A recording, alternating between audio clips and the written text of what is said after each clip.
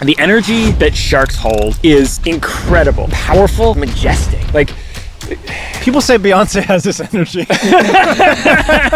what an amazing spot to be doing a podcast. It's a different conversation when you're outside, right? Absolutely. There's a train going by. We're in the most charming little park. I just got full body goosebumps multiple times while you're speaking. But I really feel like we were meant to have this conversation. And welcome to Outside Society, the world's first outdoor traveling podcast. Honestly, what an amazing spot to be doing a podcast. I feel like I've had a few of these like full circle moments recently. And I did a podcast maybe like 5 years ago. And it was like on Zoom, and like this feels like, okay, we're upgrading, baby. Like, now do you see the vision? Like, outdoor traveling podcast. It's a different conversation when you're outside, right? Absolutely, yeah. Yes. Which feels very like, I feels like the right podcast for me to be on as well. Yes. Like, I feel like so much of what I'm tuning into is more this like way of operating where we're, as humanity, we're engaging with our natural surroundings in a deeper way, and like finding the balance between using technology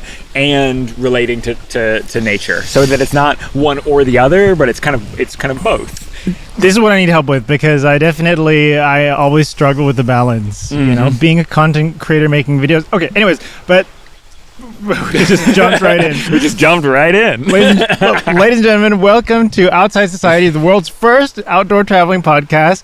We have with us today Elijah Love. Eli, what name do you like to go by? So I've been introducing myself as Elijah Love for I think it's about 3 years now. I was given the name Elliot Tyler Huff at birth, and Elijah Love there's a whole story behind where that came from, but ultimately it's a name that feels like an aspirational, truest self. Love that. And an evolution of the name that I was given. So love that. Eli is kind of like a bridge between the two. If you want to kind of invoke both, Eli works. Elijah Love is like the fullest expression. What a great name, brother.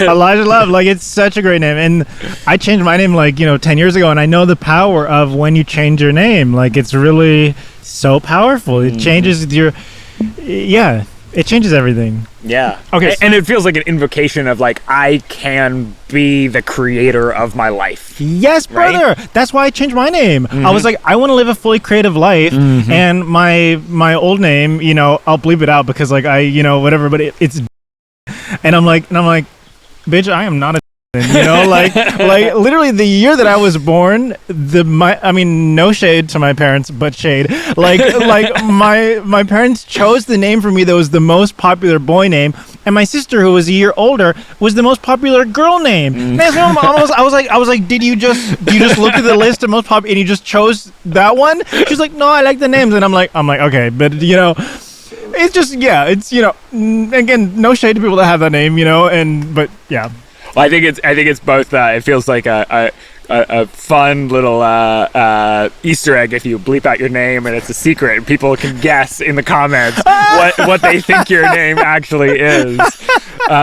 Although just to say a little bit more on this, for me there is a piece of like it's a desire not to cut off or separate from the name that I was given. Yeah. Like really wanting to like appreciate that as as fully as I can, and step into a creative potential of I get to say exactly how my life goes, and I get to choose even what I'm called. Yes.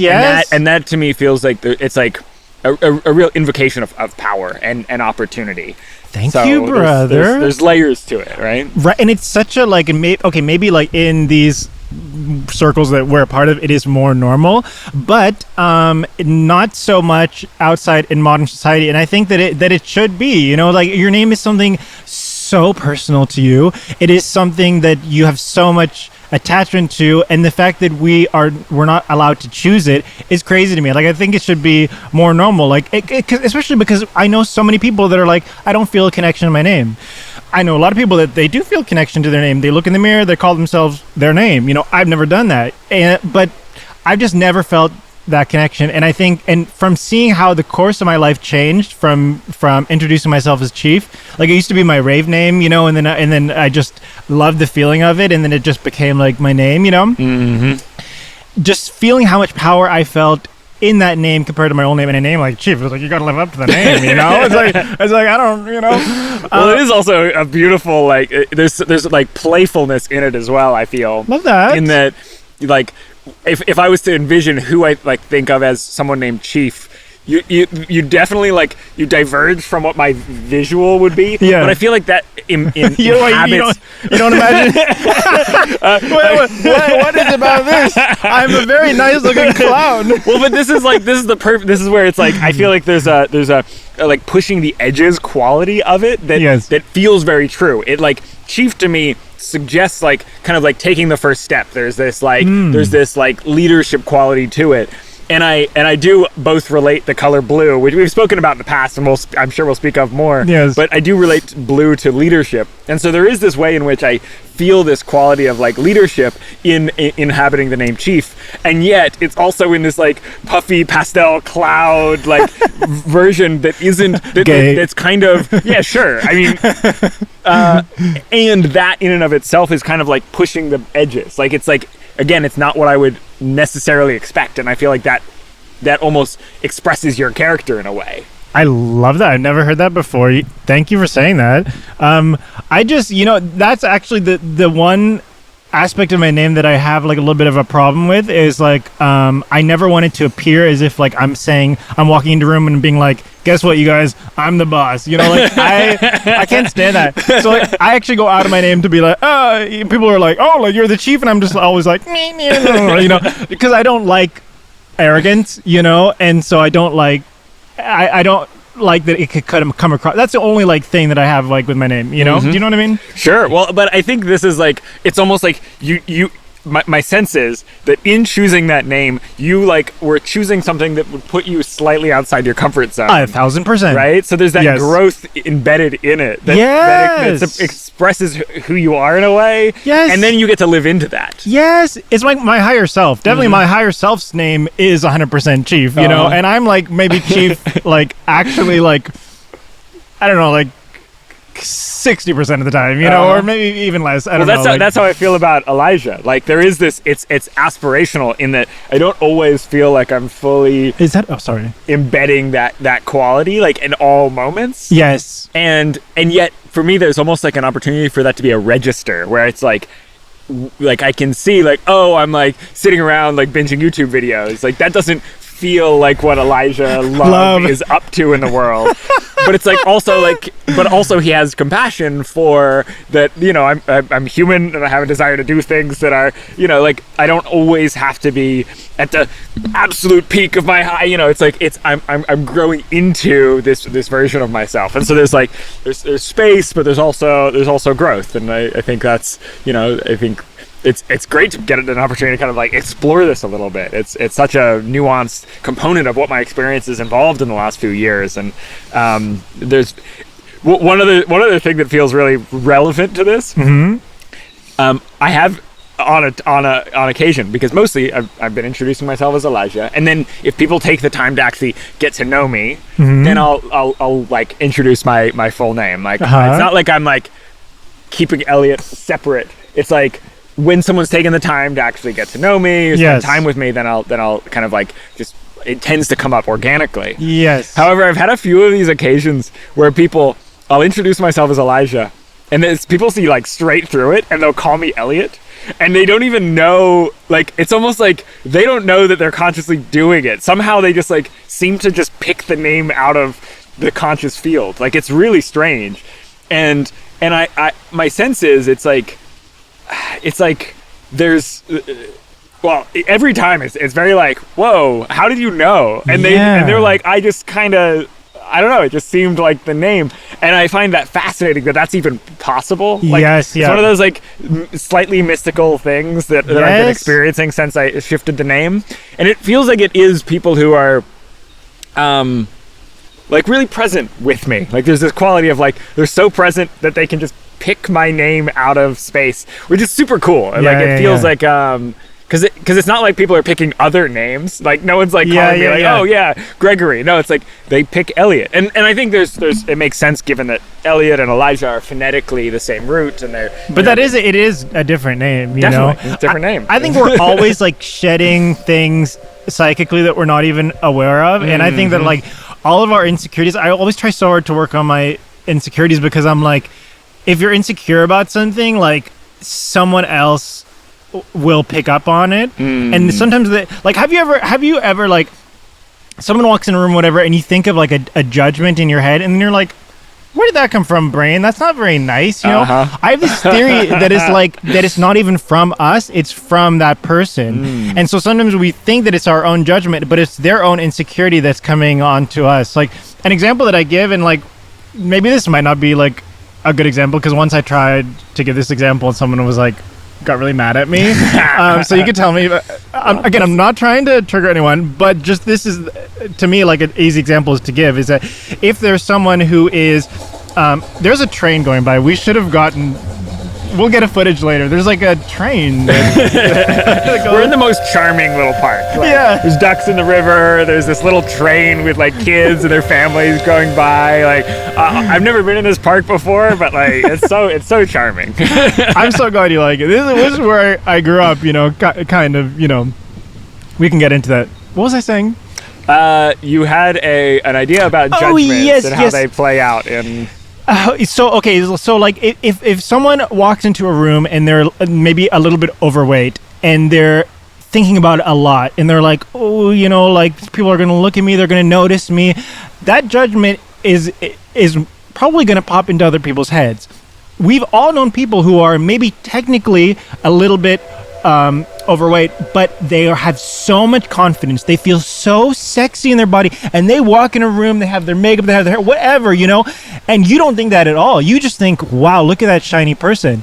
And so this is like, I always use this as an example to think that like, yeah, it's like our insecurities kind of like go to other people, which I don't know if that makes people feel better or worse. I mean, I think there's definitely something to it. I was thinking about this just the other day.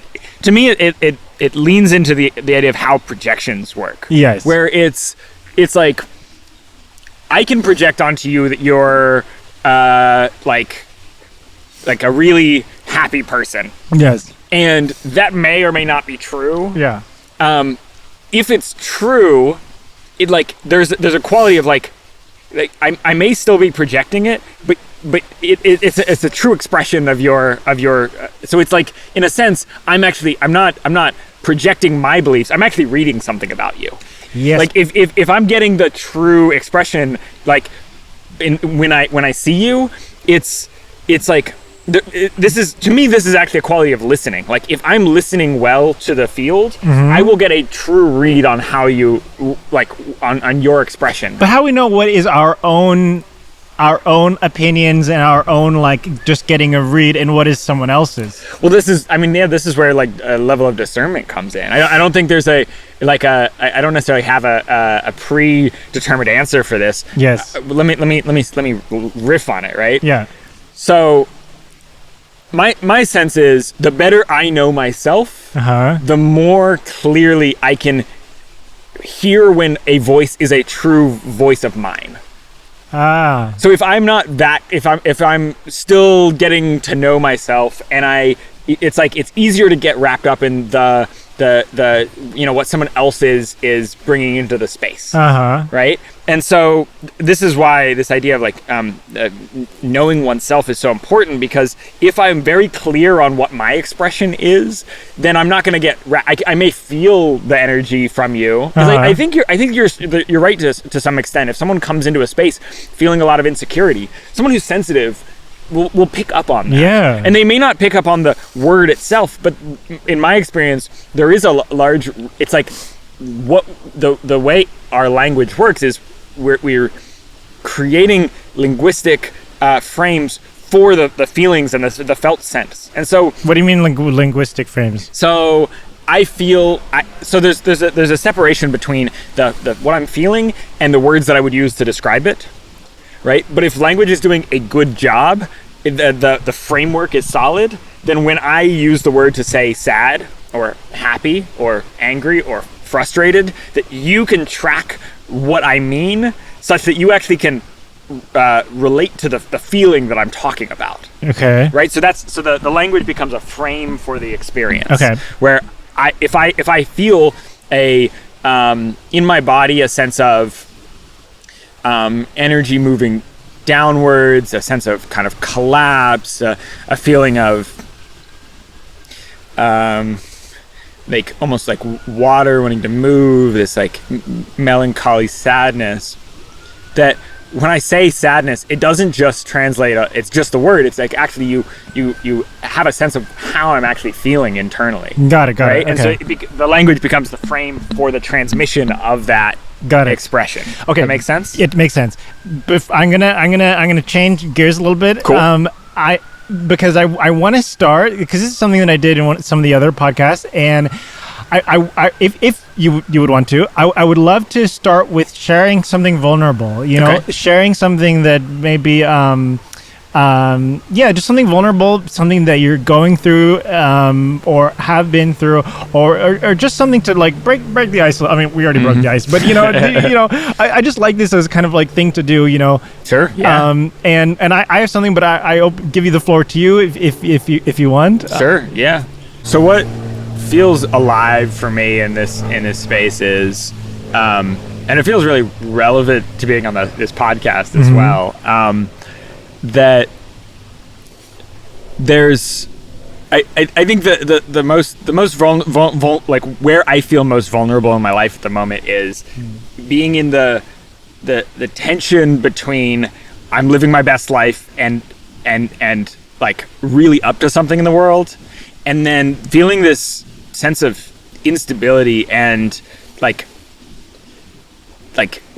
which ultimately is showing up in a level of housing instability, where I've been moving from place to place, living on multiple different properties. I'm in a van at the moment, and I have this real like longing to be somewhere like grounded and stable, and living in like a home over, where I can watch seasons change and really like be landed somewhere. And the reality is like that's not where I'm at the moment. And I do feel on one hand like a level of there's an aliveness to moving from place to place. There's an aliveness to my life situation shifting and meeting new people and being in lots of like a variety of experiences, and yet that ultimately like that feels like an old pattern in a lot of ways. Like I grew up, I've lived in more homes than I've like lived years on this planet. Brother, me and you are on the same page. And that to me, so it's kind of like that's just how life is. Like I'm moving around and I'm going from place to place, and literally like I have to carry the things that I need on my back, and like I'm and when I have too much stuff, I feel like really weighed down. And there's a truth to that, and yet it's there's this like there's a weariness of all the moving from place to place and having to figure out new situations. Yes. and I've been what I think what's at the source or closer to the heart there is this feeling of like, where do I belong? Yes, brother. And not really knowing where I belong and where I my mind is like trying to figure out solutions, and ultimately there's just this sense of like, surely there's somewhere where I can really feel like I deeply belong, that doesn't involve having to go from place to place to place to place. But I think that's the vulnerability for me at the moment, the sense of I don't know where I belong. I'm working on that, but I think part of it is just learning to like just be with that. Yes. Right? And not try to change it, not try to solve it, but just like, okay, there's a core call to feeling belonging, and wow. Yeah. Thank you so much.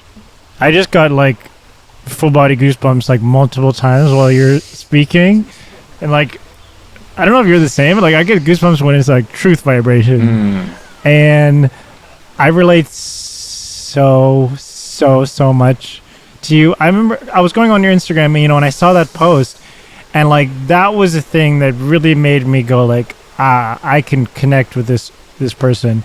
Not even just what you were posting about, the fact that I can really relate, but that you were that open and that you were willing to be that open about something vulnerable and to share it, to post it online. You know, we all know so many people that are just posting the highlights or whatever of their life. And I think it's so important. I mean, again, I try not to be judgmental, but you know, I do think it is so important to, you know, to be vulnerable online, and to this can offset some of the negativities of the online space when we're vulnerable. And I just relate so much on so many levels, brother. I really feel like we were meant to have this conversation, because that's exactly how I feel. Like, yes, I travel around, I live in the Tim, blah, blah, blah, like, you know, but, and yes, it's amazing. Yes, it affords me freedom. Yes, I have amazing experiences, but I'm also tired. I'm tired, you know, it's not this instability. Again, you're talking about this growing up, having, you know, being in different places, same, you know, and I look at that with gratitude, because it's because of that childhood that I am able to be nomadic, and I love to be nomadic. I can't help it, but at the same time, I do have feelings sometimes, you know, when I'm like walking by like a nice house and everyone's sitting around the dinner table eating dinner, and it's like warm candle. I don't know if it's candlelight, but it's like warm lighting, you know, and I'm like, wow, like that's, my heart does want that in a way. And it's this funny balance because maybe you feel the same way too, is this wanting for something stable, but then like kind of like as soon as you have it, or as soon as like you maybe have it, you have this other force which is pulling you back towards the adventure, I guess, in a way. I mean, so there's two threads off of that. One, I've been exploring astrology more and more recently, and I have a Sagittarius rising, so my ascendant is here to be a wandering, traveling philosopher, and that like feels like so apt for how I live my life. Yes. And then at the same time, there's I for whatever reason, since I moved into Los Angeles, which has been my home for the last 3 years or so. Congratulations on making it 3 years. Right? I kept living in homes where there were like, it felt like there were like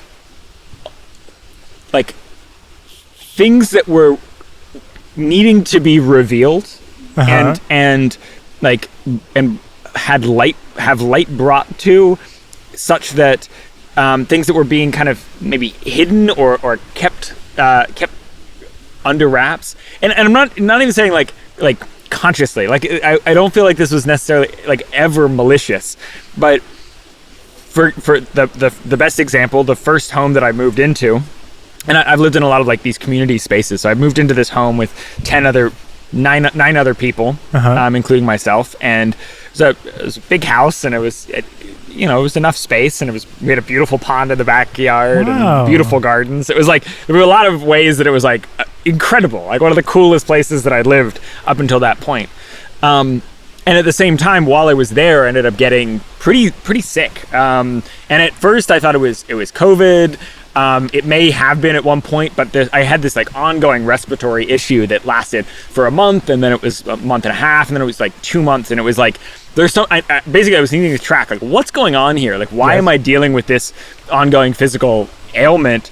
Because I'm doing my best to take good care of myself, and we kind of, in the house, I realized there was actually this like place behind the sink where the water was dripping, and it was like there was mold growing, and it was like, oh, okay, so there's like mold. And I actually I spoke up about it, and the landlord, to his credit, went and paid to get it fixed. And so it was like, okay, cool. Like, it felt like there was a shift that was positive.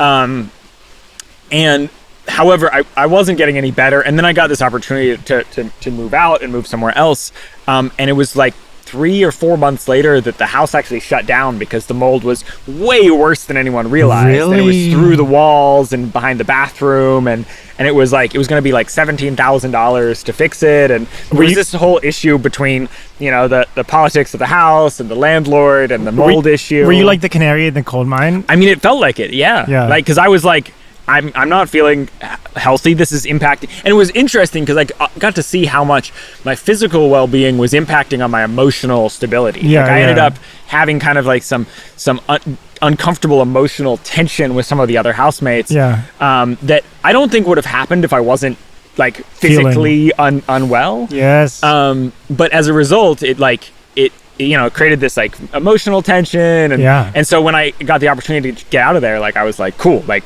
I got to move into a house that was brand new building, no mold, like much cleaner. And and so I got like a year to really like physically recover from that. But again, it so it felt like, you know, naming that and speaking up for what was needed was really important, because, you know, there was 9 other people living in this home where there was a lot of mold, and it was like, and that, like, that's really impactful on the nervous system and on people's health.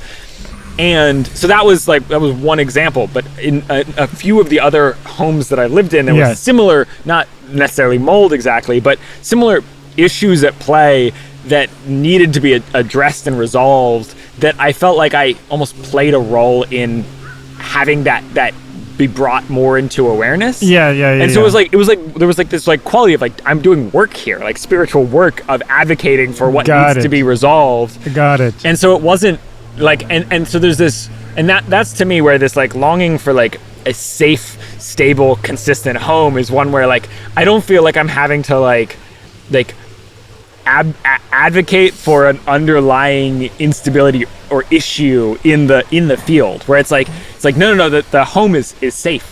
We're not like, and so there's this. But does that exist, or is that just? I mean, it's a great question, I think, because I think this is one of the issues of our time, where like a lot of the building practices are creating homes that aren't actually super healthy for people to be in. Like mold, you know, it's like I feel like every second home in Los Angeles has a mold issue. It's not like I was, you know, this was like unique or anything. Brother, Los Angeles, I feel like is a problem. Maybe I am biased, but like I have been all over the world, many places, many countries, many cities, and I'm sorry to my friends that are living there, you know, but I feel like it's like one of the worst places in the world.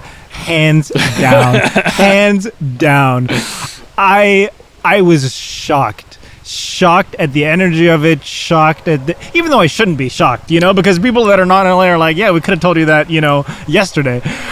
And even though I went into it and obviously not thinking it's going to be this paradise, but like I was like, the amount of times that I almost got hit by a car and the amount of times that I did get hit by a car once, like on my scooter, not very hard, but it just like people rushing and just like the high, and again, I don't like to blame people, you know, I know the high cost of living, blah, blah, blah, people are stressed, blah, blah, blah, people, they want to be famous, you know, like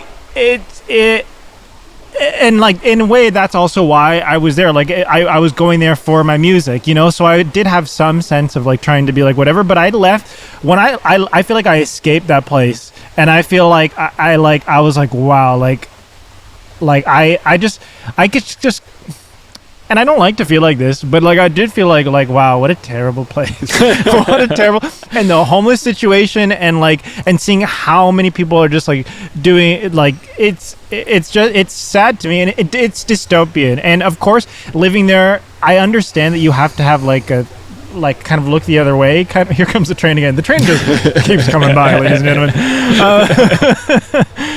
I don't know, and I don't like to be too negative, but but yeah, that is my bias a little bit. That I'm like, brother, it wasn't you, it was Los Angeles. Well, so here's my take. Yes, I went into Los Angeles with this kind of the awareness that there was it almost, as I moved in, it did feel like I'm here to do some deep spiritual work and healing. And so when I look back, it's like, yeah, like that was the impression that I had. Like I went in knowing that. Yes.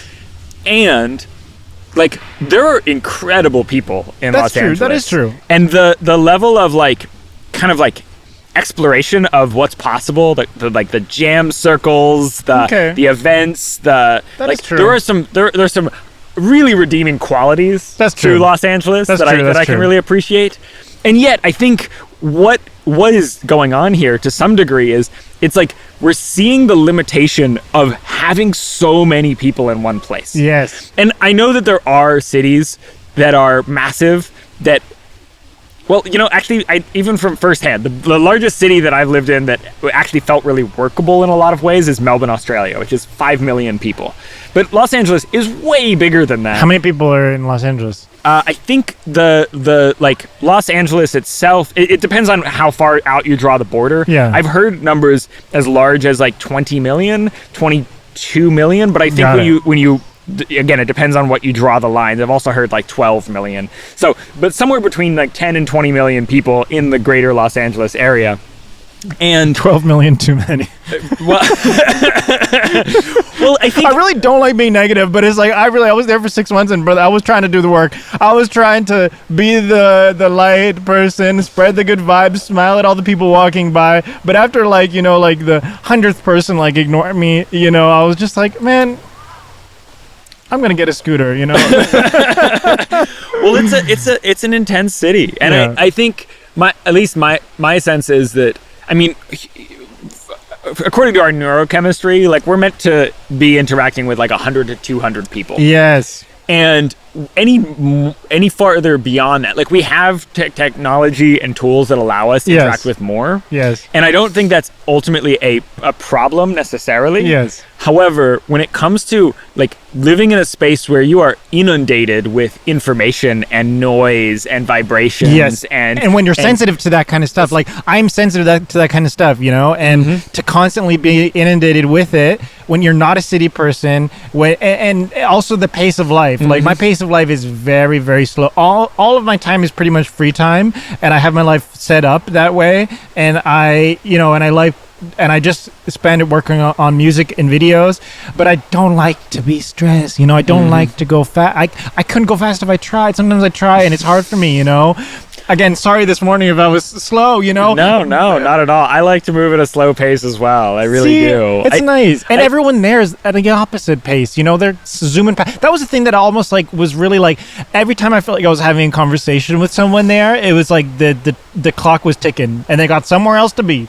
And it's because if your rent is $5,000 a month, I get it. You got to go to that third job. I get it. Not the only reason I was able to have that pace is because I live in a tent, and not everyone's going to live in a tent. So I understand.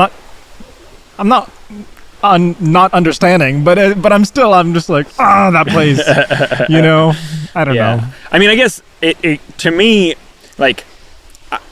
it's given me a sense of I think to live in a place like that, you have to have pretty solid boundaries, and you have to have almost a robust level of insulation. And I don't think that living that way is particularly sustainable. However, I do think that there's a time and place for living in a highly stimulating environment. Yes. But at the same time, it does feel like a healthy evolution for humanity is to expand away from that level of density, and so what do you mean? So the level, the density of 12 to 20 million people living in a very close environment. Yes. It almost it creates that hustle and bustle and high intensity and noise, and I think that so much of it, the healing work that I've as I'm understanding it more deeply in this era, is that really what we're trying to do is regulate our nervous systems. And what a well-regulated nervous system looks like is calm. It's you have ready access to your skills. Yes. You can take the time to do things well, regardless of where you are. Of where you are. Yeah, I remember I was in yoga, and the teacher said something that literally made me cry. I'll never forget. She says, we do this so that you can go out there, and it's in front of a busy street, so you can go out there and be calm. She's like, it's easy to go by a stream and to meditate and to feel calm. Much more difficult in this other environment, in a stressful environment. And it's like, I don't remember exactly how she said it, but I just remember walking away with like, oh yeah, that's the lesson that I'm supposed to get here, is that anyone can feel calm in a place like this, and to try and be calm in that kind of environment is such a good lesson that I really tried, and I made it 6 months, which is a long time for me. Well, I also, to some degree, think it might be unreasonable to expect anyone to actually be at a stable level of calm in a city with 20 million people. Like, I think in some way, this is maybe one of the evolutions of humanity in the next 10, 20, 100 years is more like, I feel this call towards like village living, where you're in a situation where you're 100 to 200 people living in a kind of like a node of humanity, and then there's many of these nodes, but having 20 million people just creates this intensity. Crazy. That I have a sense that a healthier humanity wouldn't be so concentrated in one place. Yes, 1,000%. And that's why we all feel the call. So many of us feel the call to go back to community, feel the call to escape it all, to escape the rat race. And to me, it's never been more clear. To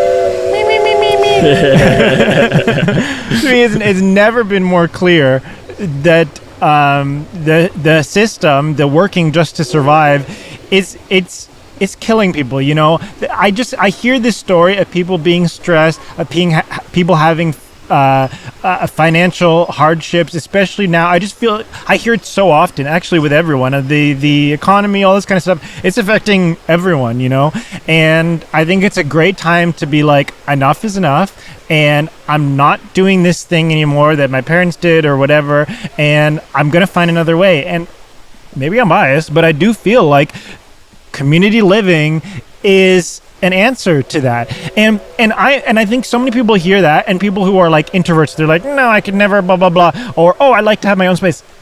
Trust me, I like my own space and my own time more than anyone in the world. But when you are with people, and I'm sure you understand this, when you're with people that you connect with, that you relate with, that you have the same values with, and you're in nature, you can spend so much more time with other people than you would otherwise think. I was surprised by my ability to spend. I was like, oh, I thought that I needed 90% of the day alone, but actually when I'm like with certain people that I love, I only maybe need like 10% of the day alone or something, and my life is so much more full, so much more meaningful. You grow so much more. You just, life is like so much better, so much better. And and I really, and I've not really had community since coming back to America, and so this is something definitely that I miss. And most of my friends are in Europe, and it's just, I'm just realizing, because I've gone from one extreme to the other, and I'm like, oh, I want to go back with the hippies,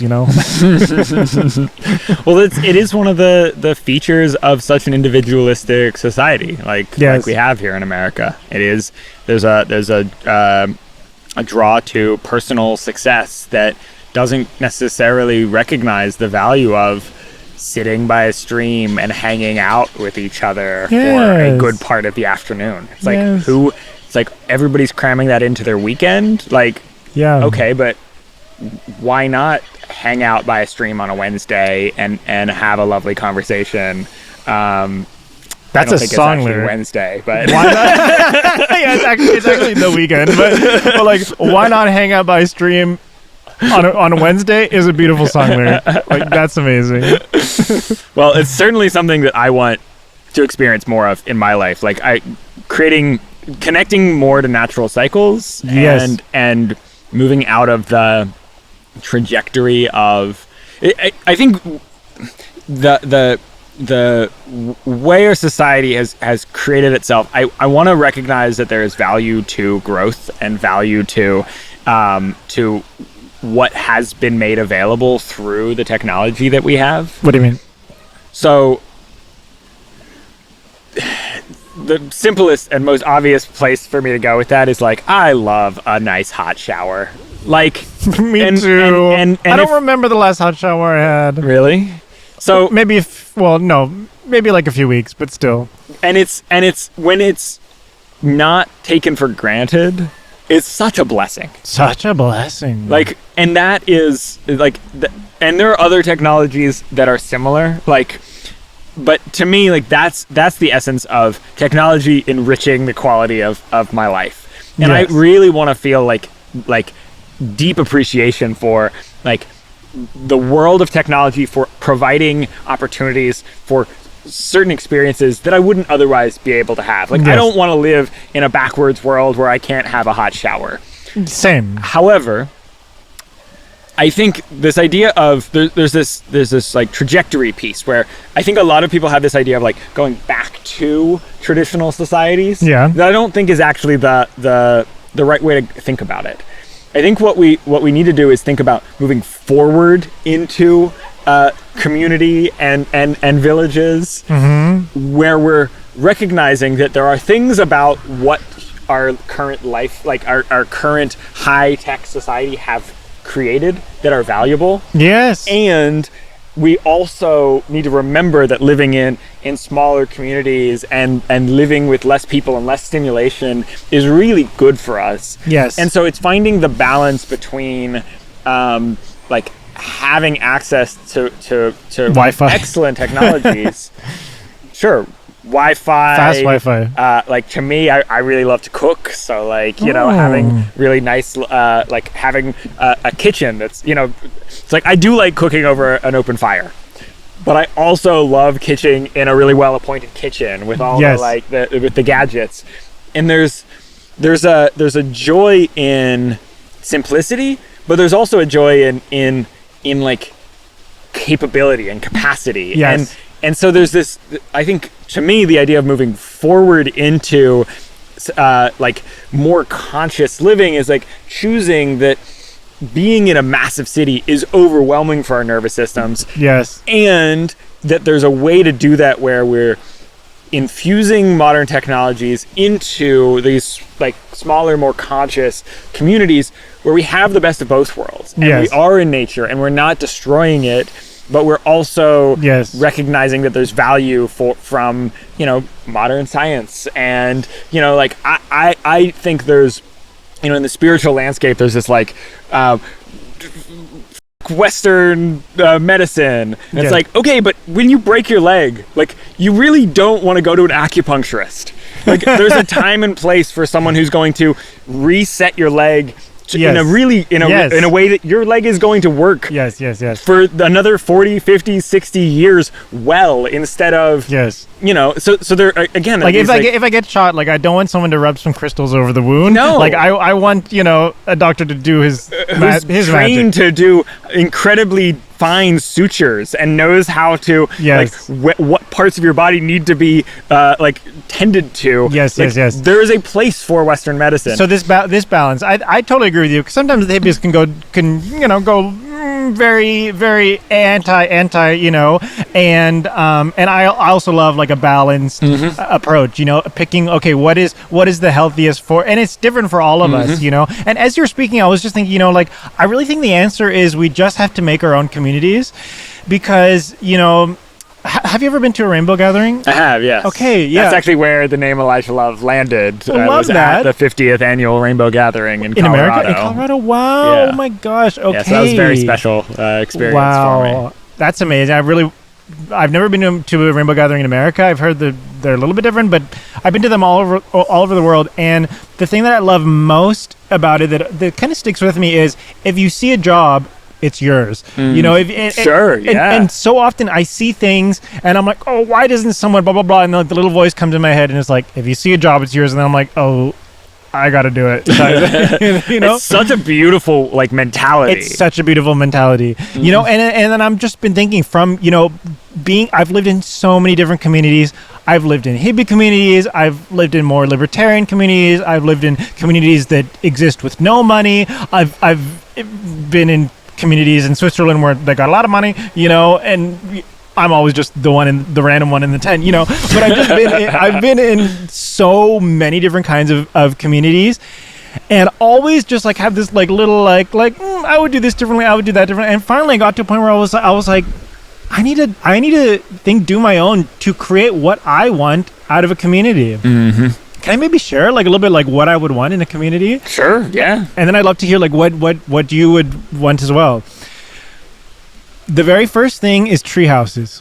like it is like been a lifelong dream of mine to have like tree house, and they could even be like have like platforms in the trees that are like safe for the trees, you know, and then like have like tents or tent material. Like it doesn't have to be like whatever, but like I just have such a strong intuition that like we have to be in the trees. We gotta be in the trees, you know. And it's like fun, right? And they have like a bridge from one tree, and they have this slide, and then you can like pull the slide up for security, you know, like so no one else can go. It's like keep the bears out. Keep the bears. The bears and the government, you know.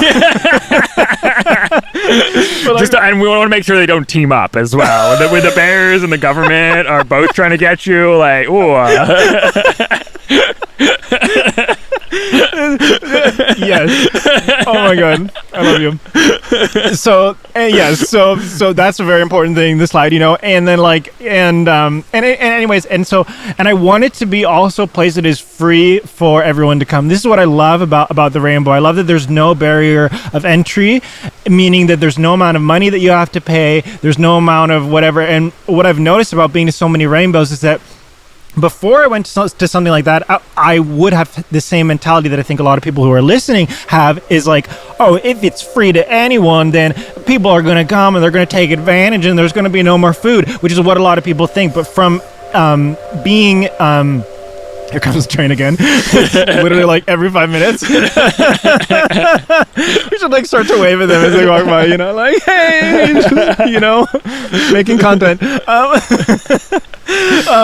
But like from what I've noticed from being in the rainbow is that most of the time, almost all the time, not only is there enough food and enough resources, but there's an abundance, because when you have lots of people and it's just like the magic of it or whatever. So I want there to be no barrier of entry. I don't want anyone to have to pay any money to come. I want anyone that needs a home to be able to stay as long as they can. I mean, maybe not everyone could stay in the trees, because maybe there's not enough tree houses, you know, so they'll have to stay unfortunately, you know, with the bears and the government on the ground, you know. Well, one of the things that's key, I think, in the rainbow gathering is that like you can show up with nothing and be taken care of. Yes. But also there's no expectation of you're gonna have a tent. Like there's this kind of the way it seems to operate is if you have a space to sleep in, like you bring it. Like no one's pre-setting up tents for people. Correct. But there is a mentality of we'll share what we have. Yes. And so you know, if you want to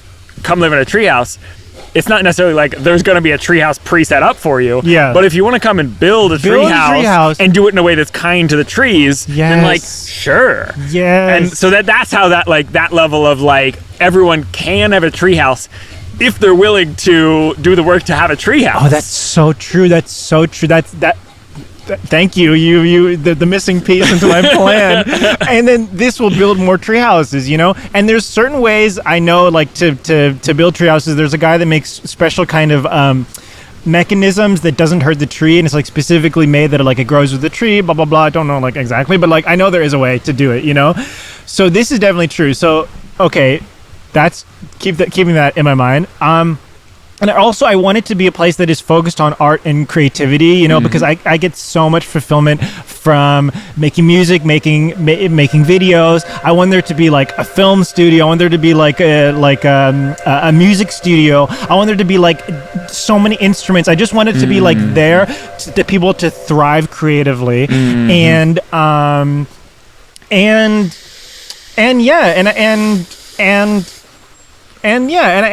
think I just love so many of the rainbow principles that they have, you know, this kind of like, you know, for the freedom, because something I really value is freedom, and I know that that we think that if we give people a lot of, because we've been so conditioned to think that, oh, if you give so many people freedom, if you let anyone come, blah blah blah, people are going to take advantage. And it's like, yeah, I'm sure that might happen once or twice, but we have a conversation with everyone there, we all make a decision, and maybe the person has to, go and come back another time or something, but most of the time when you give people a lot of freedom,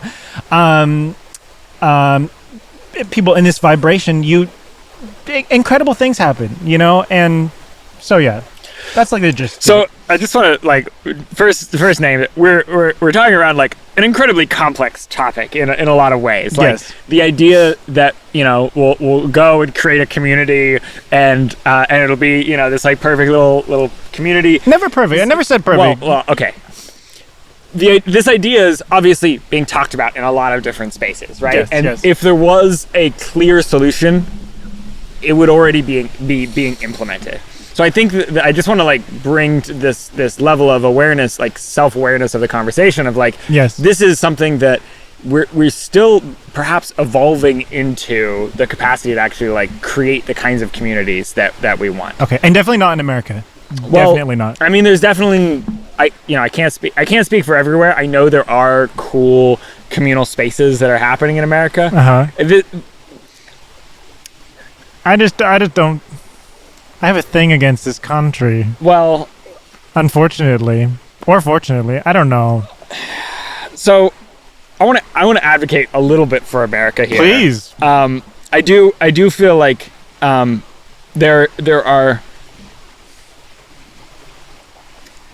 qualities of so ultimately when it comes to having a holistic approach to any solution, yes, you need to recognize that there's value at both ends of any spectrum. Yes. And so in places in the world where there's a greater collective participation, there's more communal activation. I'm all right, thank you.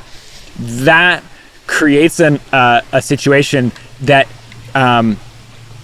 is like beautifully nourishing in a collective sense. However, I want to recognize that there is a real value to individual capacity. Like there's this tendency. What do you mean?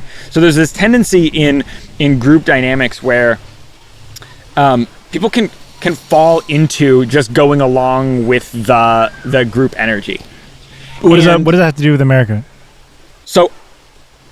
So in my experience, America is at one end of the polarity of really holding a level of like individual value and sovereignty. Yes. And if we want to look at where that like collective energy goes wrong, like the way I see it, in order to like advocate in situations where something doesn't quite feel right and yet is kind of the done thing, you actually need the voice of the individual to step up and communicate something that the kind of the group mentality won't be willing to address because it's comfortable the way that it is.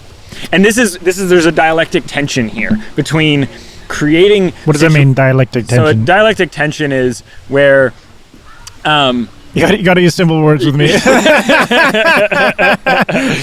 So maybe a tension is sufficient to get the point across. Uh-huh. A dialectic means it's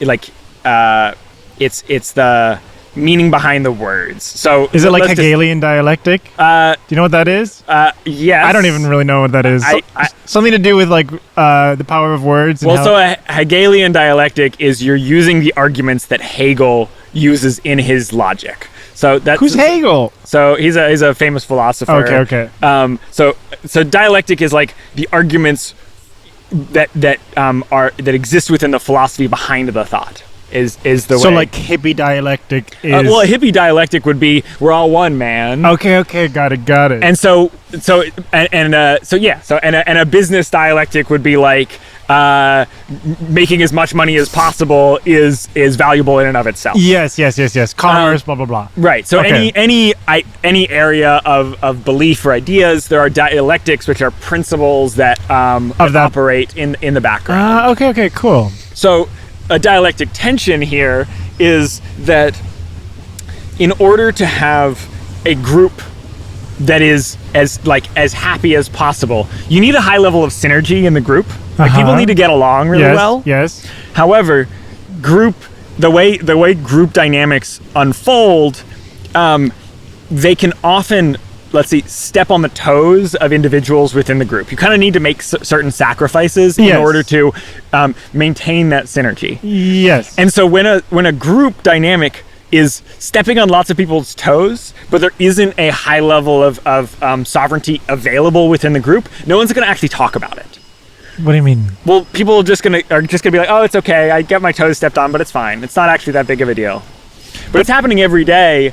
And so the sovereign response is actually, hey, we're getting our toes stepped on. A lot of toe stepping is happening, and we need to talk about this because I'm not willing to let my toes get stepped on, and I still want to interact with this group, but I'm not down to just be a part of a group that's just letting everyone get their toes stepped on all the time. So are you saying that this is an American quality? I think it's a quality of this, like, the individual.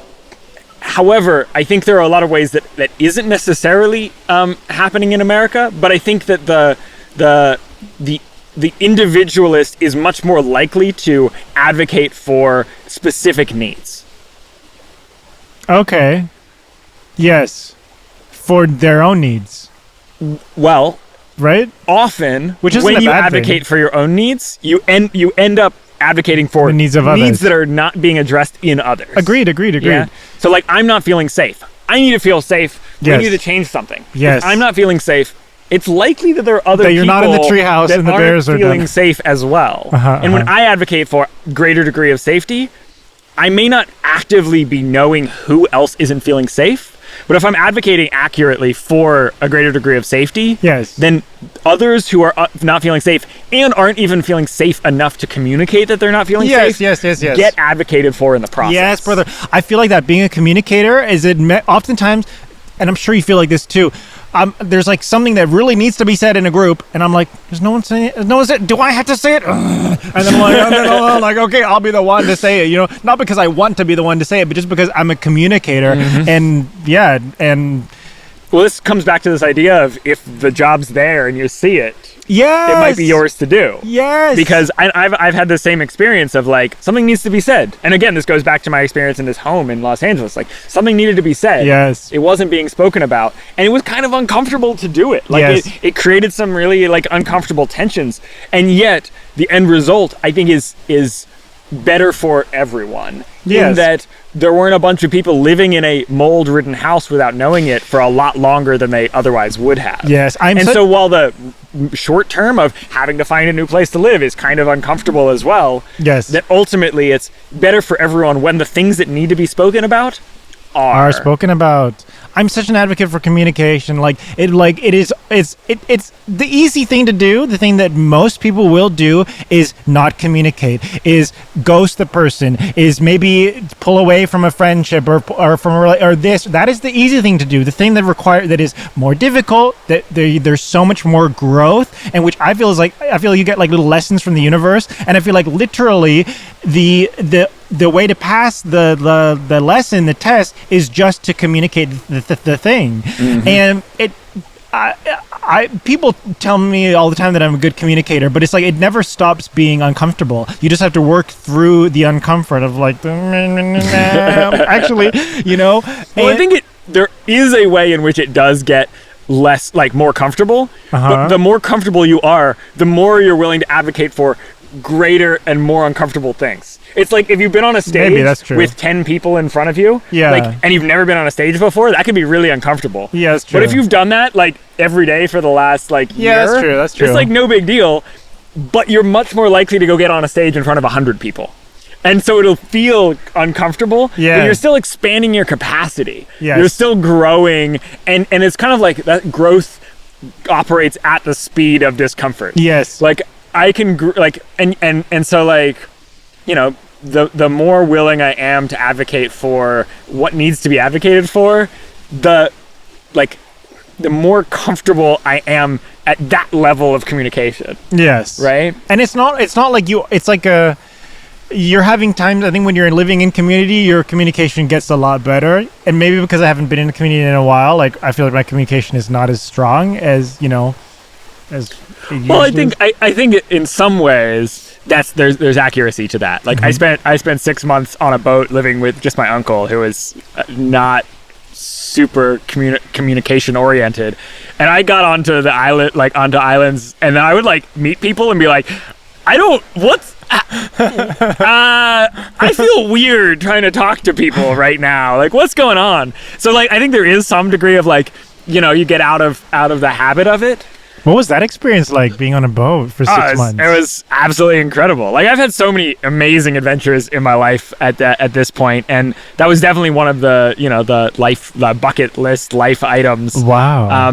We were doing an incredible amount of diving. So I was diving with sea turtles and with sharks, and there were these moments of, I think one of my favorite moments is the first sunrise that I watched the whole thing.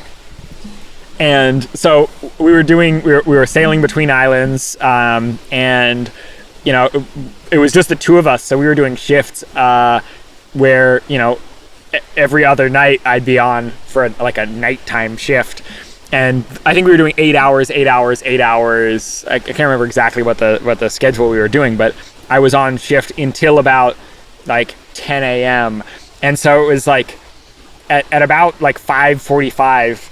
It's like, I'm awake, I'm on shift, I'm like just making sure we're not going to run into anything, and I start to see just a little bit of light in the sky, and I just sat, and we're going on this tack such that I just sat on one side of the boat and I just watched, and it was like one of the most beautiful meditations that I've ever done. Wow. Because I'm just sitting with the sun and watching it rise, and it's amazing how much light comes into the sky before the sun even does, and then watching a sunrise over the Caribbean Ocean, one of the most glorious things I've ever experienced in my life. And it was like an hour and a half of watching this sunrise. And if you had asked me before that experience, like, how long does a sunrise take, I would have been like, like 15 minutes maybe, like comes over the horizon and then it's in the sky. It's like, no. If you actually take the time to sit with the sunrise, it's a long time, because the light starts to seep into the sky, and then gradually it gets brighter, and then the sun is rising, and then it's a whole experience. And to have the time to actually just be with that experience and soak it in, like, that'll live with me forever. Goosebumps. How crazy is that? That's something that literally happens every day, and yet you're speaking about it, and I'm like, I've never watched a sunrise for more than 15 minutes, And that's crazy. That's so crazy. Well, it definitely is a longer experience over the water. Like when you've got mountains in the horizon, or like, it's a little bit of a quicker experience, because to some degree the water starts to diffuse, like the sun starts to diffuse through the water, so you start getting light earlier. Wow. So it's a whole thing, like at sea. Like what did that experience, 6 months on a boat, how did that change you as a person? I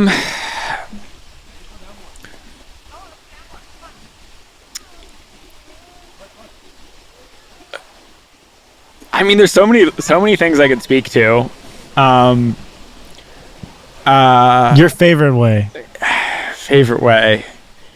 I mean, I think at the time it really reconnected me to like the wonder of nature, like the experience of like being in like deep communion with the coral reefs and the animals there was like incredible. Like, wow. It's definitely the most like expanded experience of interacting with wildlife that I've had. Like from being scuba diving. Yeah. But also free diving. Did you see any whales? No whales. I've only ever seen whales from the surface of the water. Dolphins? At this point. Dolphins from the surface as well. We did see quite a lot of dolphins. I didn't dive with any dolphins, but I dove with a lot of sharks. And I think that may be, if I had to like distill one simple thing, like the energy that sharks hold is exceptional. There's this calm confidence that an 8-foot shark has that is incredible. And having experience and like been with them, there's a way that I've kind of encoded that into my awareness. Like being able to recognize, it's like, I want to use the word majestic, but it's like they are powerful and they know it, but it's not like necessarily like they know it in this like mental way. It's like they just like, there's this calmness that you feel from them. Yes. They are not worried about anything. And as a result, there's just this like sense of masculine energy, maybe? I mean,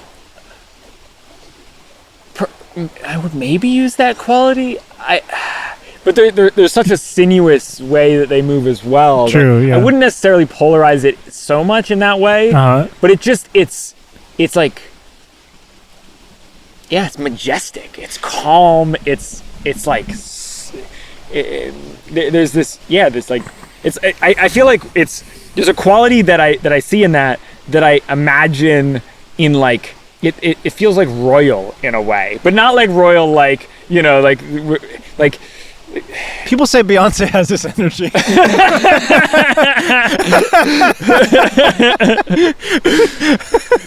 Sorry, I mean, my brain is half pop culture. I mean, ultimately, it's hard to put into words, right? Yes, because it's so much the somatic experience. Yes, but it's just like the knowingness that everything is going to be okay, and the felt expression of that. Everything. Okay, literally, so many people are listening. Like, that's wild. Swimming with sharks, and that everything is going to be okay.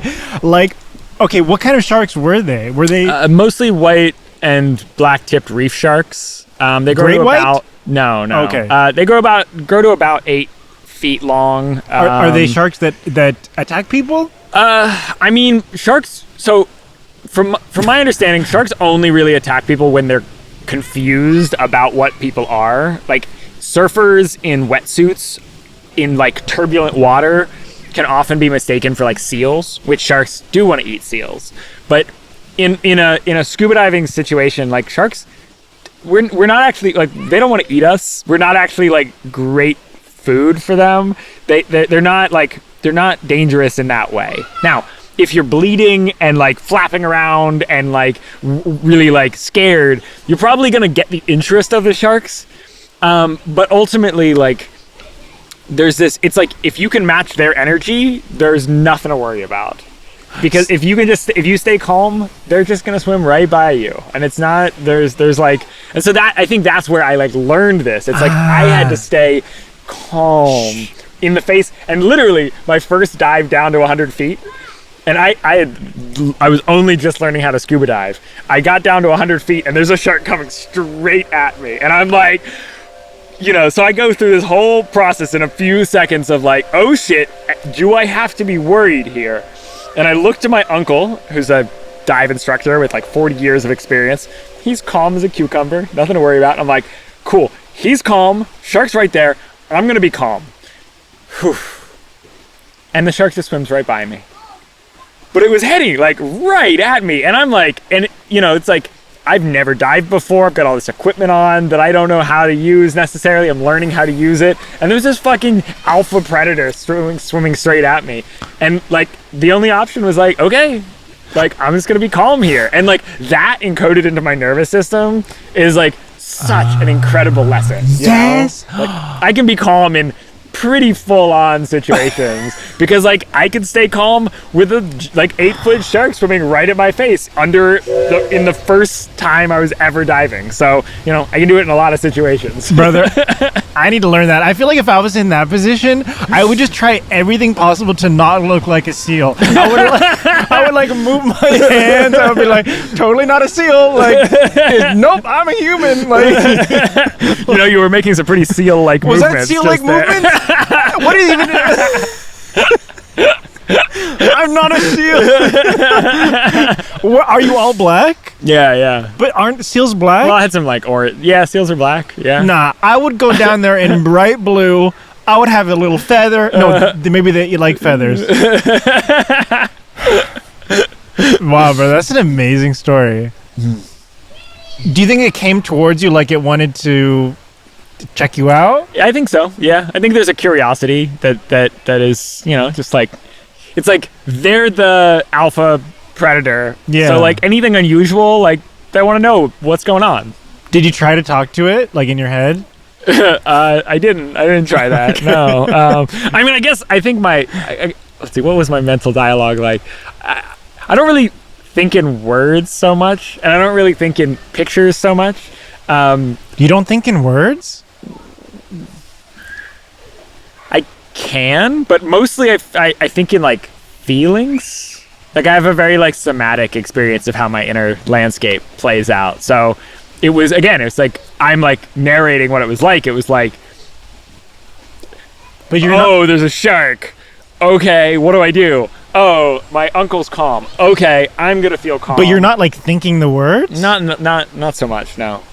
Okay, this is almost as interesting no more than the shark, because sometimes I hear this from people. They're like they don't have an interior dialogue, and I'm like, all I got is an interior dialogue. I love to speak. I love to listen as well, but it's like, and because I'm a songwriter, I'm always writing up things in my head. But this is crazy to me that you don't have a dialogue. It's like there is a self-reflexive dialogue that can happen. Like I can so if I stop and consciously okay, I'm kind of narrating what's going on. Like, okay, I'm gonna think about my thoughts right now. Like I can do that. I can kind of do this but in my kind of moment-to-moment experience, it's not words. Like I find like the words emerge out of my mouth.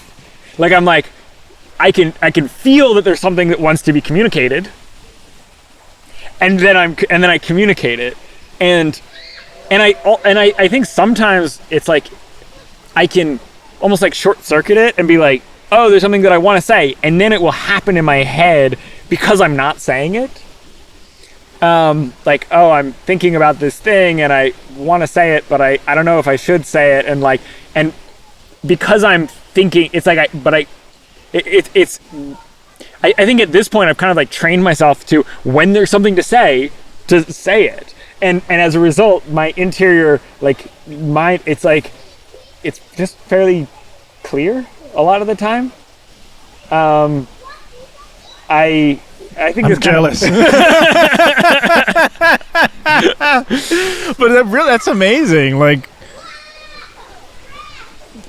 that's fascinating to me. It's just so different from my experience. I mean, I do think to some degree there's just variability in how a human's interior landscape expresses itself. Crazy. Because like I've had this conversation with a lot of people, and something that's very unique, it seems fairly unique to my experience, is like if someone says like picture an apple. Like from scientific Do you feel literature, an apple? You feel an apple before you see it? Exactly. Yeah. There's like it's almost like I feel what the apple would feel like. I can feel the texture of the skin, it's like, oh, this one is just like, you know how, well, this may be something that's more obvious to me, but like, in our supermarkets we wax apples, and so some apples are waxier, but if you pick an apple directly from a tree, it's kind of got this like dusty quality. Yes. And so there's like, for me, the apple that I'm picturing is like, that's the quality that I'm tuning into. It's like, what does it feel like? How heavy is it? It's like I can like feel the leaf, and like how it kind of like, it's got a little boinginess to it, and I can feel the stem, and it's kind of woody. It's like those are the things that I'm present to when you say like picture an apple. Shiza, that's cool. Whereas some people will picture an actual apple, and they'll tell you what color it is, and a green apple behind a white screen. It's a stock image, and great, there it is. Whereas for me, if I try to picture, like actually visually picture an apple, I kind of get like I can kind of get the vague outline impression of an apple, but that's about it. That's fascinating. It's kind of like dark gray on black, and it's kind of vaguely the shape. There's a name for this that I can't quite. Wizard. There's a medical term for not having a visual interior landscape. I never knew this was a thing. Yeah, I learned it like I learned it along the way through this like curiosity they have talking to people and like realizing like, oh, the way my inner landscape is not the same as everyone else's, because people will picture things. Some people get like an actual word. They say like picture an apple, they'll get the word apple will go through their head. There's a lot of different ways that it plays out. And so my sense is that's like part of it, like, is that I have a different architecture of my brain in terms of like how the inner landscape plays out. I have like a dirty question. Okay, all right. You don't have to answer if you don't want to, but we'll just speak around it, because I do, I don't want to get demonetized. Well, actually, I'm not even monetized, but we'll wait for the kids to go by it. The train's just trying to censor us. It's like, whoa, guys, dirty talk, no, we can't have that. There's kids around. Okay, so all right, now that the kids are gone. Yeah, now the kids are gone. And I'm gonna try to talk around it. So, like, when you're bringing up a memory of a good time that you had, sure, yeah. Do you really feel that in your body? Or are you like reliving that feeling? Cool question. That's definitely way more like I'd say it's not like the first time experience. Like it's not like, because that's so sorry, but that's where my mind goes. As you say that you have this power in my head, that's a power, and I'm like, what would I do with that power?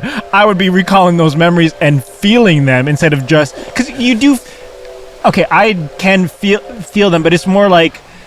It's like a faint, and it's more visual. Definitely a lot more visual, you know? Mm-hmm. So definitely when I'm recalling, that, I mean, ultimately we can talk about this in anything, right? Like anytime I'm having a really like heightened experience. Yes. But it's, when I just like immediately think about it, I'm not getting like the full intensity of the heightened experience. Got it. I'm getting it's like a quality of it. So just like to imagine like, if you were to feel like a little bit sad versus like, I'm so sad, oh my God. Or like, but like that's the vocalized expression of like intense sadness, sobbing, like, wow, like so much energy moving. Like the initial like memory is much more like just like a taste of it. Got it. However, I can like feel into it more deeply. Like if I want to, I can like and this comes back to like any of like the peak experiences that I've had. If I like let myself sit with it, I can bring like, it's almost like I'm like reminding my mind and like and replicating the neurochemistry, and it doesn't just like happen like that. It kind of like I can build if I let it, right? So there's a certain quality of it. I would say it's never as real as the experience itself, but I can definitely like replicate the felt sense of an experience in a fairly expansive way.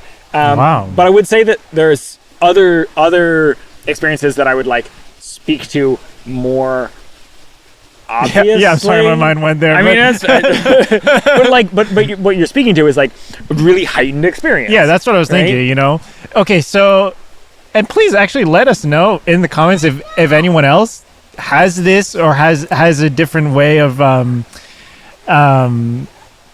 experiencing your inner world. Your inner world.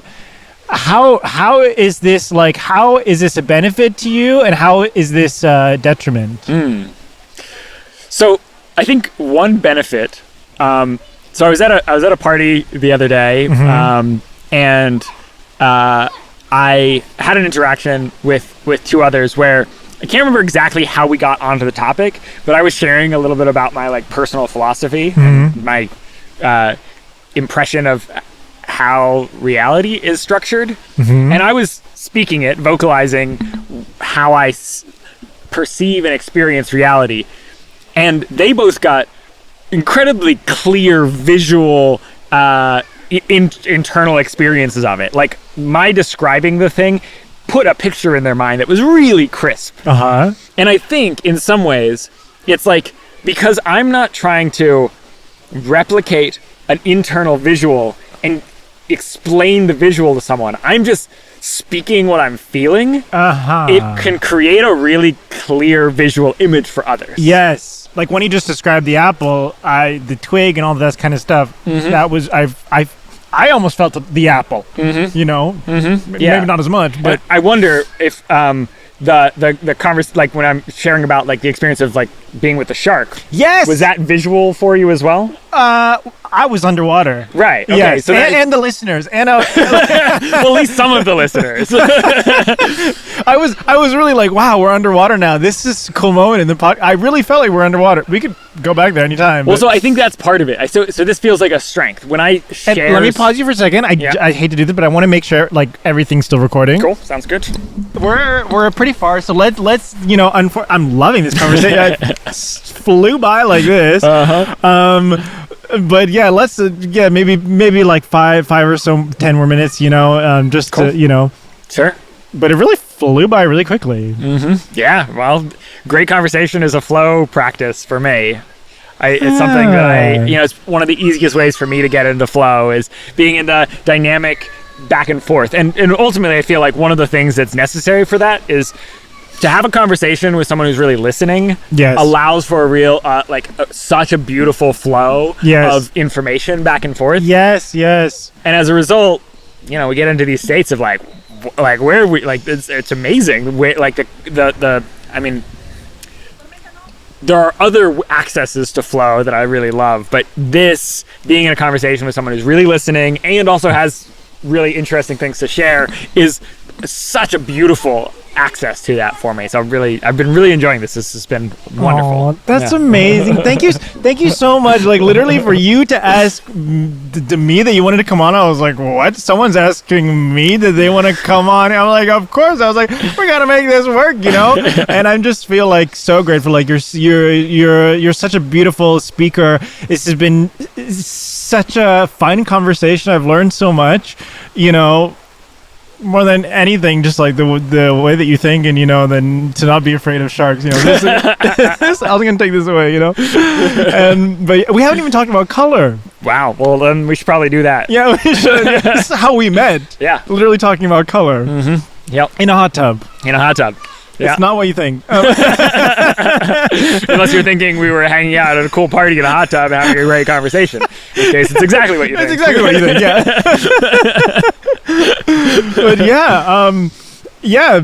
just basically like what I would like to share like my situation like with color and color therapy, because when I was in LA, I did have this feeling of like, I got there and I was like, oh, I need to only wear pastel colors. It was so strong to me because there was such this other energy that I was like, I just need to be in the highest, I don't know. I just need to wear pastel colors. So I literally, anything that was brown or black or even just like white, like I only wore pastel colors. And from leaving LA, I've been able to like cool it down a little bit. Obviously not today, but, but like it sounds like such a, maybe a silly thing if you've never tried it before, but from having done it, there is such a thing as the science of color therapy. Colors do have an influence on us, and we all know, like when we wear our favorite shirt or our favorite color, how we feel different. And my people will know this from watching me online, maybe not me speaking from my mouth, but I have such a connection to the color. This color blue, not dark blue, because actually, if anything dark blue, I'm like, you're the fake blue. But like light blue, I am obsessed with. It's not even that it's my favorite color. Like I just need it in my life. It makes me feel confident. It makes me feel, like it's weird, I don't have any other way to explain it other than, from this metaphysical way, in that it's that it's connected to the chakra. The throat chakra is, I was surprised after, loving blue my whole life and then realizing that the throat chakra is this light blue color. And I don't know, I need this color in my life, and when I have it, I feel amazing. And so I always wear colors like light blue or that go with light blue, like pink or, like these other kind of pastel colors. And I feel a total difference in my life. I feel more confident. I feel the reaction that I get from people. I feel like whenever I have this color associated with me, like in a picture or a thumbnail, it gets more clicks, like all these kind of things. I don't know, like I'm just obsessed with this color blue. And was speaking to you in the hot tub about, color therapy and the colors that we wear, and then take it away, but you shared with me, something amazing. So that was obviously one of the things that I was drawn to and like noticed in our meeting, that you were wearing all blue, really like in it. So I think it's 4 years ago now, almost 5. I started a process, a self-guided 7-year chakra journey, which what that means, if you're not super familiar with the chakras, to me, at the time, I didn't really either. Like I was kind of like starting to explore the chakras, and I got this like really clear download to spend like a lot of some really deep time, a lot of time with each of the colors. And so I chose to people who are not familiar by download. What do you mean by that? A clear idea of something important to practice. Yes. I would say intuition, maybe. Yeah, I love the word download, but sometimes people. Yeah, it can be a little bit. It can be a little woo. It's like, I mean, I guess what I notice a qualitative difference between just a thought, yes, and like a clear knowing, yes. And so to me, when I use the word download colloquially, I'm speaking to a clear knowing. Like, yes, this is important. Yes. It's not just I'm just like thinking about like what kind of food I want to eat. It's like, yes, no, this is something important. Yes. That's how I felt about it. The download was, I got to wear pastels in Los Angeles, otherwise I won't survive. Well, hey, you made it out. Clearly they worked. Barely. Traumatized. Imagine if you didn't wear the pastels. Oh! What if it was as simple as that I would have been really hit by a car? Yeah, seriously. Like they would have not seen me, So to get back to it, yes. I spent a full year focusing on the color red and the practice of grounding. I put my bare feet on the ground every day. I focused on basic needs, essentials, and essentially food, water, and shelter. And that was my primary focus for an entire year. Crazy. And then I continued the second year. I was focusing on the sacral chakra, which each of these energy centers are, the idea of the chakras comes from the Vedic tradition, which goes back 5,000 years. However, for myself, in some ways, I'm looking at it primarily through the idea of light frequency. So each color is a specific frequency band that our eyes, that humans perceive as distinct. And so looking at red, and then when you look out in the world, red is associated with certain things, certain ideas. So yes. Stop sign is red. It's yes. like, pay attention to me. Yes. A fire truck is red because this is an emergency and we need to get through. More than any other color, red is the color of text that people will click on in a YouTube thumbnail. That's why you always see red. Right. And so red is like, it catches our attention yes. because it's important. Yes. But it's also the color of blood. Like, it's like we need to keep our blood in our body. It's really basic like stuff here.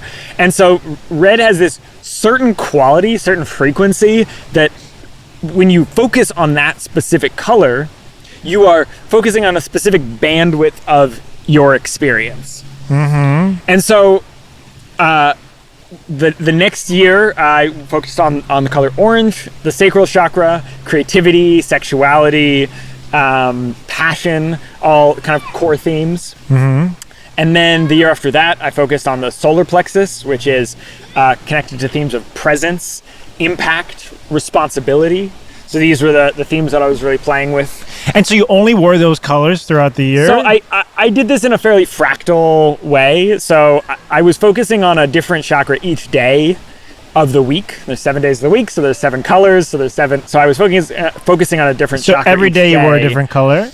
That became a habit that I started. I wasn't doing that necessarily at the beginning. Got it. And I've shifted that slightly as well, because I'm not trying to create like ingrained habits so much as learn about the dimensions of the different colors and the qualities and the practices associated. Today I'm wearing red and I'm feeling very grounded, sitting here under this tree on the ground. Is red grounded for grounding? Well, it's so red. Also, the way I perceive this, in some ways I'm developing a cosmology using color as the primary metaphor. Yeah. And ground is connected to matter, what matters, and the basics. And so in the body, we think of the basics as like the spine, the bottom of the spine, yes. the feet. But it's also like the parts of our body that allow us to nourish ourselves. Okay. Food. And I hate to do this, but also because I don't know how much real we have. We gotta keep it simple. Yeah, for Sorry. sure. No, that's fine.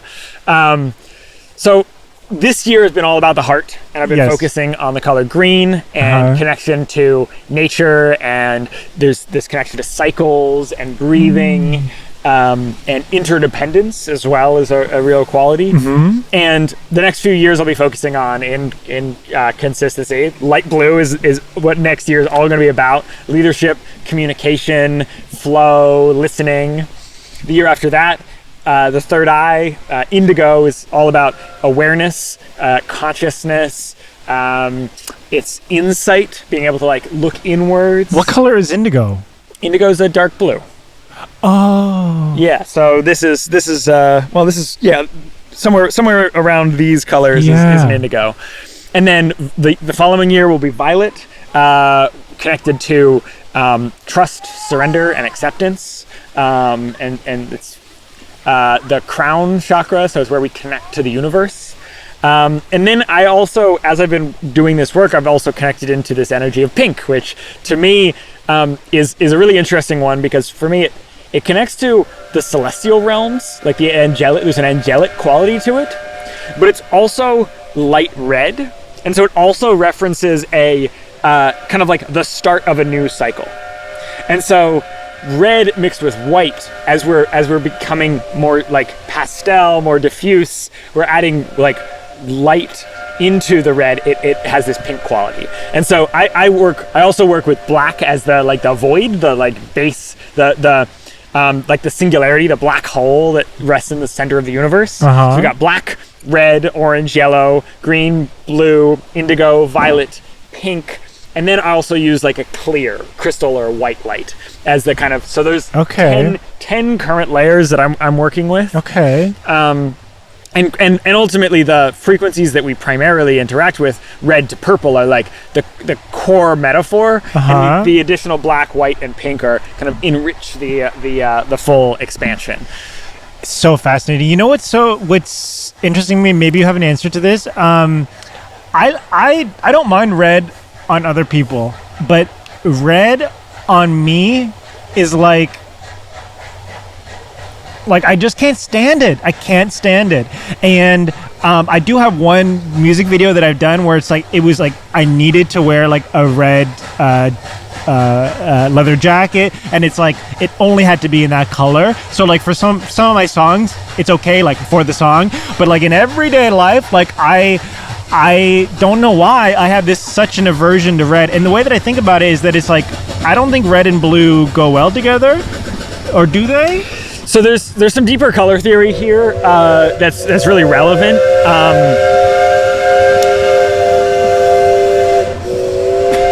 They've seen us do this podcast now like for a long time, and I'm sure it's just the same guy. Like they're still there. So there's some deeper theory here. Yeah. Noticing that we're kind of near the end of the conversation, I do want to give a little bit of an answer. Yes. But I also want to voice to anyone who's curious about like this exploration. Like this is my jam, and I would love to go into deep dives. If anyone wants to like understand color, understand how this relates to like somatic embodiment, and how you can use it as a tool for organizing your consciousness, I would love to have a conversation. I have been again, it's something that I find so much joy in, and so if you'd like to learn more, please reach out. Let's have a conversation and see what's possible. Yes, people should reach out. You do counseling, you do coaching. I've been looking at your website. It's so incredible. Like I just I was reading all the reviews and people just like saying such incredible things about like how much you've helped their lives. And yeah, please, I really encourage anyone to like go and like if you've gotten any bit of wisdom or anything from this conversation, to go and to contact you. And yeah, and so again, we don't have that much time, but what kind of like coaching or counseling or do you do? So kind of the bread and butter practice that I worked on, I took a bit of a break from my coaching practice, and I'm kind of actually wanting to get back into it, essentially. Ultimately, at the core of it is I have a really, really deep passion to having conversations that make a real difference to people. Wow. And empowering people to live their most expressed, most aligned selves. And so this feels like a great opportunity to kind of like launch that, to let people know that I'm doing this again. Yes. And the kind of core practice is a step-by-step guided process working through the chakras. So we take them one at a time, and we look at what's working and what needs to be fine-tuned in each of these areas of your life for more holistic alignment. Because it tends to be that essentially, as we're developing, there are contractions that develop along our as a result of stressful habits or experiences that are really challenging.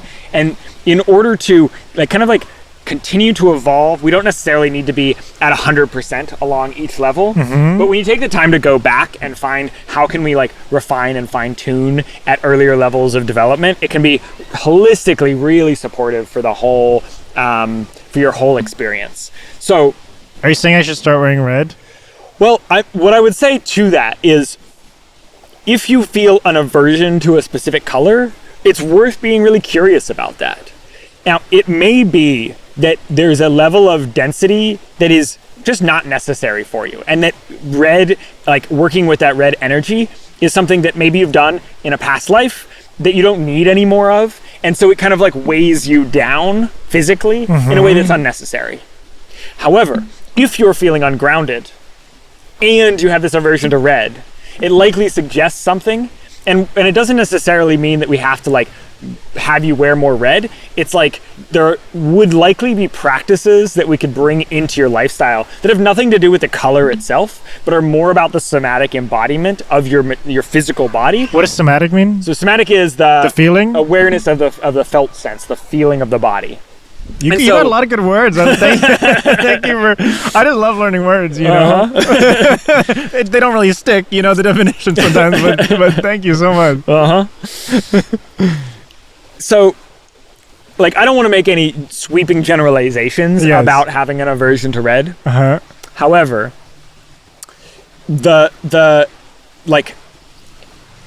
red as a color creates an awareness and connection to the more material self, the more physical. Got it. And I'm in the clouds, I like to be in the clouds. And that can really work. But maybe I do, but I don't have stability, and I would like to have more stability. Is red connected to stability? Yes. Interesting. Yes. Interesting. And so, and what that can look like in practice, it doesn't even have to involve the color red. It's putting your bare feet on the ground is a grounding practice. It associates to that bandwidth of frequency. Yeah. So there are different practices that one can do that support that particular energy. However, for me, bringing more red into your life, it doesn't necessarily have to be worn. Yes, you could have a, even just if you found yourself a red crystal that you really like. Yes. Having that and holding that, using that as a reference point for what you're focusing on can support you in developing those qualities.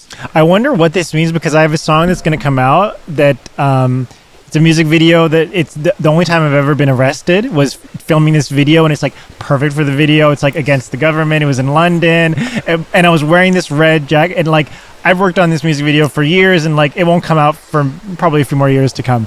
I wonder and when it comes out, it's gonna be my red song. You know, I wonder what that means when that song comes out. Like, is that gonna be the song that like finds me stability in some way? It could be. I try to steer away a little bit from the like the divinatory quality. Okay. I do read tarot. I do work with lots of like esoteric maps and models as well.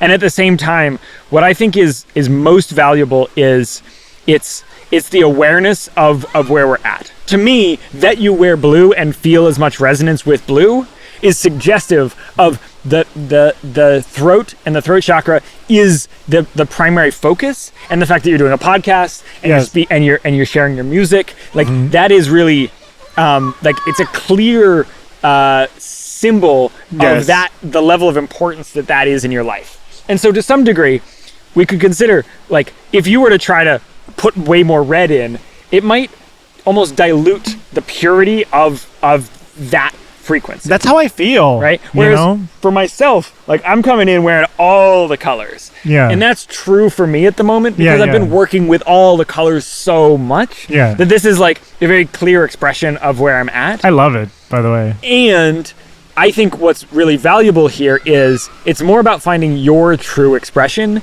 and like finding the colors that almost like that you naturally want to be working with, rather than saying, oh well, I need more red. But how funny is it that pink is okay? We're really controversial. How funny is it that the pink? I love pink, but pink is like is pretty much just a light version of red. Yeah, you know. And so that's another layer of this. The seasonality of different colors. Yes. You can get a red in each of the different seasons. A winter red versus an autumn red. They're different. There's different subtones. Okay. So again, this is a much deeper conversation. Yeah. But a winter red is much more blue, and an autumn red is much more yellow, and that distinguishes the frequency even more. And so for you, the pastel color, that's very much a spring like energy. Yes. Which spring is like emerging, rising energy. Yes. And so that pastel suits you. There are still, like, I mean, in some ways, you are wearing pastel red.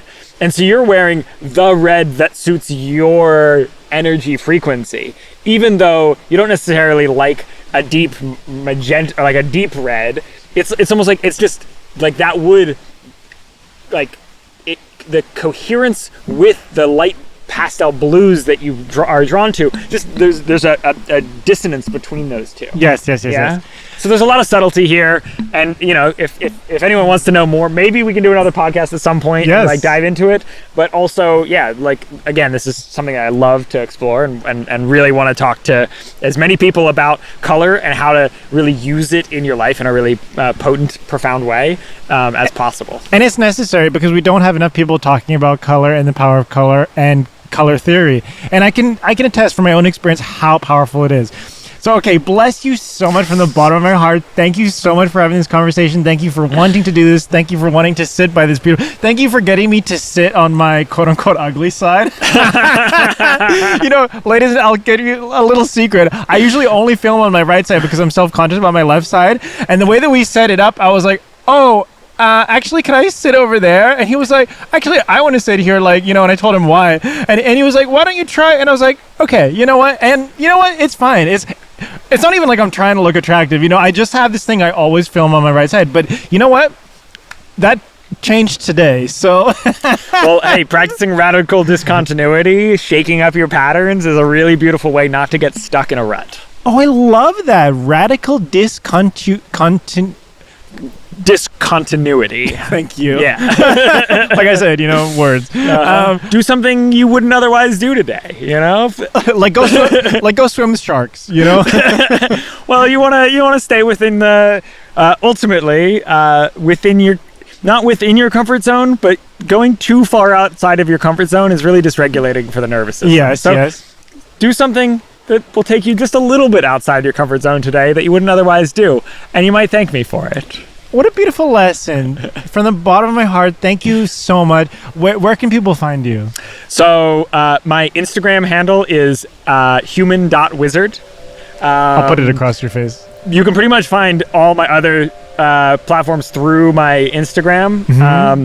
My website URL is probably best found through Instagram at the moment because it's long and convoluted. And, it's like the Color Man 123. No, it's like a Wix site that I haven't gotten an official. Oh my gosh, yeah. You know, it's like Wix has been asking me to pay for weeks, and I'm like, my cheapvideos.com is about to turn into cheapvideos 1, 2, 3, 4, 5. So you can find me on Facebook at Elijah Love, although I don't tend to accept strangers. So if you do want to connect with me there, please send me a message. Let me know why you're connecting with me.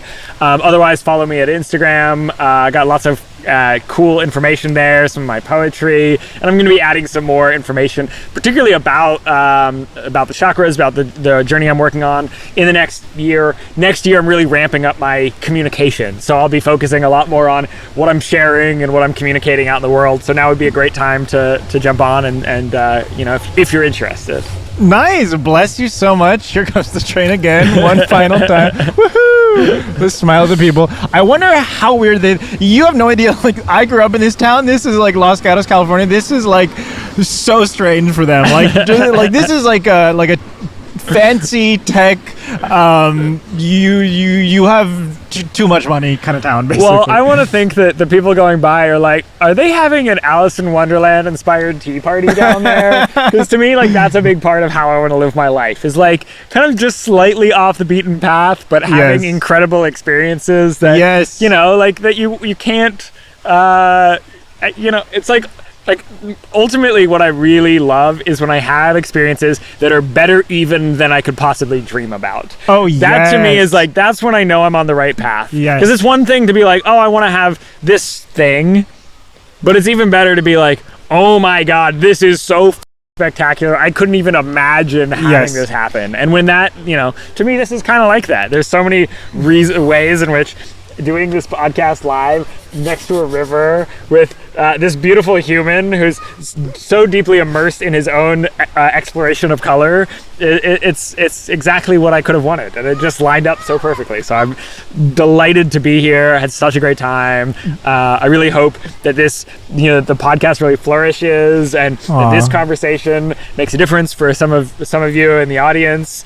And it is like, I want it to be like the maybe, like, because I haven't edited the second podcast yet, but I'm thinking maybe this one might be the second. I mean, who knows? No promises, you know, like I'm so slow at editing, but I'm like, this might be easier to edit if I just edit it right away, you know what I mean? Because we just had the conversation.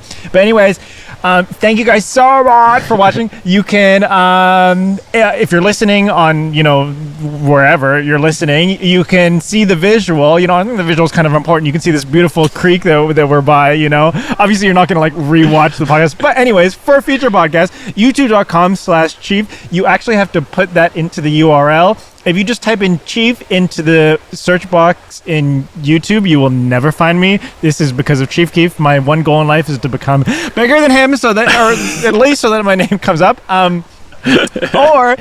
I do have the @Chief like handle on YouTube. So if you want to just type into the search box into YouTube, this is so convoluted. You can just type in @Chief, CHIEF, and I will come up. But without the no way, playa. Yeah, I'm on Instagram at Chief Music Videos. And I'm on TikTok at Chief Videos. That's a sad place for me. I just upload and, you know, 7 people watch. But, you know, anyways, I'm trying, you know. And yeah, I have my music on Spotify and streaming. Good luck finding my music there, because there it's even more impossible. So just, you know, you can find the links on my YouTube or on Instagram. Thank you from the bottom of my heart. Thank you so much for listening. Thank you so much for having this conversation. Thank you so much for wanting to do this. Thank you for wanting to do it by this beautiful location, and for coming to Los Gatos. And I love you. Love you too, Chief. Thank Such you. an honor to be here with you. Hug? Yeah. I'm